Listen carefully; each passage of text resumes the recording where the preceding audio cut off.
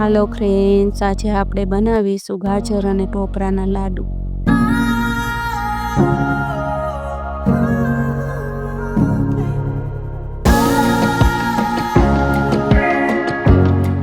તો ગાજર અને ટોપરાના લાડુ બનાવવા માટે મેં અહીંયા લીધા છે 500 ગ્રામ ગાજર।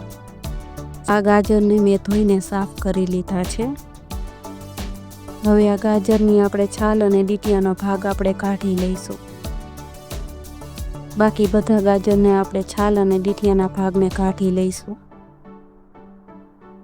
તો આ બધા ગાજરને આપણે છાલ કાઢી લીધી છે।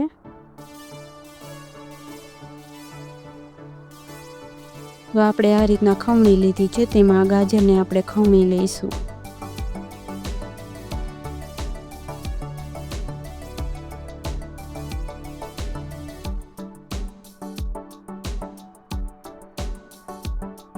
તો આ જ રીતના આપણે બધા ગાજરને ખમણી અને ગાજરનું છીણ તૈયાર કરી લીધું છે। હવે આ છીણને આપણે એક મોટા વાટકામાં ભરી લઈશું।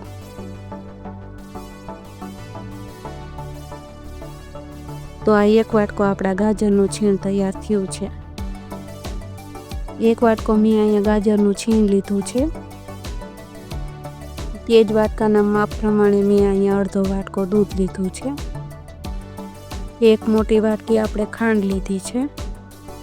એક વાટકી મેં અહીંયા નારિયેળનું ઝીણું ખમણ લીધું છે। પોણી વાટકી મેં અહીંયા લીધો છે મિલ્ક પાવડર। આ થોડાક આપણે આખા કાજુ લીધા છે। આ થોડીક આપણે આખી બદામ લીધી છે। તો અહીંયા મેં કાજુ અને બદામને ખાંડવા માટે ખાયણી લીધી છે। તેમાં આપણે પહેલાં કાજુ એડ કરશું, પછી તેમાં બદામ એડ કરશું અને હવે આને ખાંડી લઈશું। તો આનો આપણે આ રીતના ખાંડી અને પાવડર તૈયાર કરી લઈશું। આ આપણે કાજુ અને બદામને ખાંડીને પાવડર તૈયાર કરી લીધો છે। આને હવે આપણે એક વાટકીમાં કાઢી લઈશું। આ એક આપણે મોટું વાસણ લીધું છે, તેમાં એક વાટકી નાળિયેરનું છીણ એડ કરશું। પછી આપણે કાજુ બદામનો ભૂકો તૈયાર કર્યો હતો ને તેને એડ કરી દઈશું। હવે તેમાં આપણે મિલ્ક પાવડર એડ કરી દઈશું। આને આપણે ચમચીએથી મિક્સ કરી લઈશું।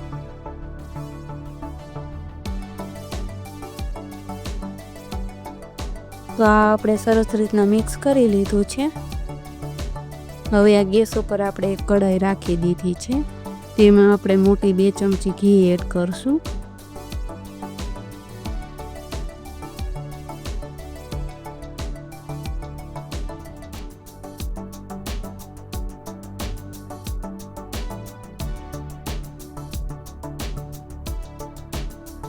ઘી ગરમ થઈ જાય પછી તેમાં આપણે ગાજરનું છીણ એડ કરી દઈશું। તો આને આપણે હલાવશું અને થોડીક વાર ઘીમાં પાકવા દઈશું। આ ઘીમાં ગાજર આપણા પાકશે ને એટલે ગાજરનો કલર એકદમ ચેન્જ થઈ જશે।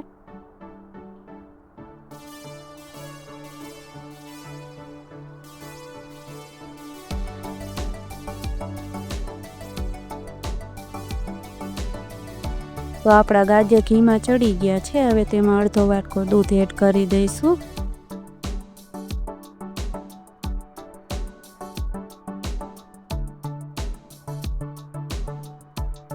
હવે આપણે તેને સારી રીતના મિક્સ કરી લઈશું। જ્યાં સુધી આપણું દૂધ બળે ને ત્યાં સુધી આને આપણે હલાવતા રહીશું।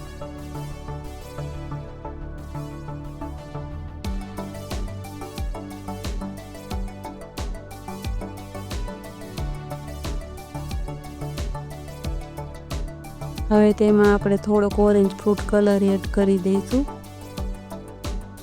ઓરેન્જ કલર એડ કરવાથી આપણા લાડુનો કલર એકદમ સરસ આવશે।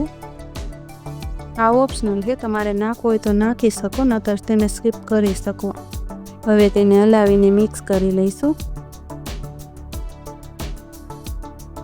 તો આ દૂધ આપણું બળીને અડધું થઈ ગયું છે। હવે તેમાં એક વાટકી ખાંડ એડ કરી દઈશું। મીઠાશ તમે તમારા પસંદ પ્રમાણે વધુ કે ઓછી કરી શકો છો, કેમ કે ગાજરમાં મીઠાશ હોય છે। તો આ ખાંડ એડ કરી છે તેનું પાણી થાય છે, તે બળી જાય ત્યાં સુધીને આપણે એને પકવવાનું છે.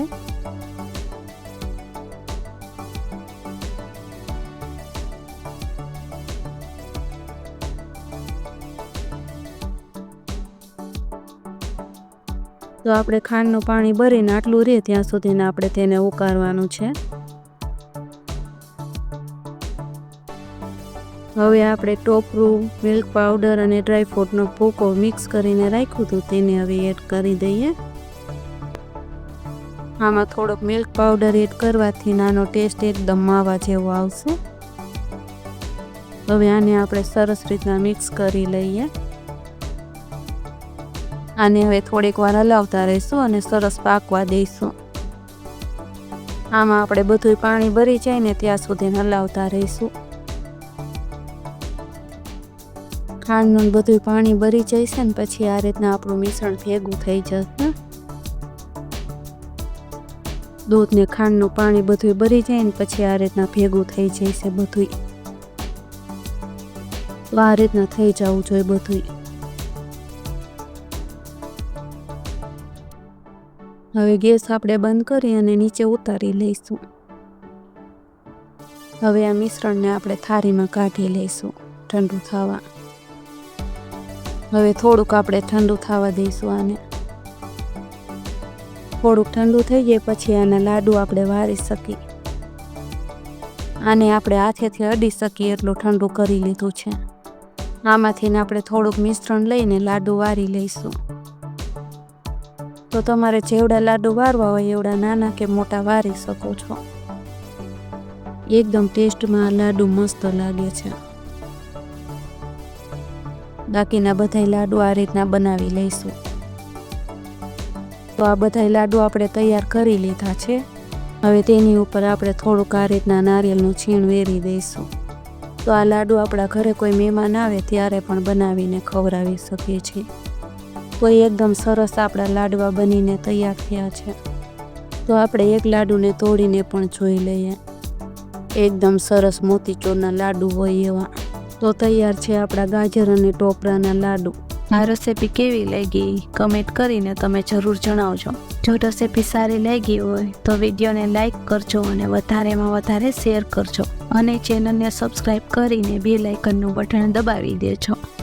ફરી મળીએ એક નવા વિડીયો સાથે. Thank you for watching.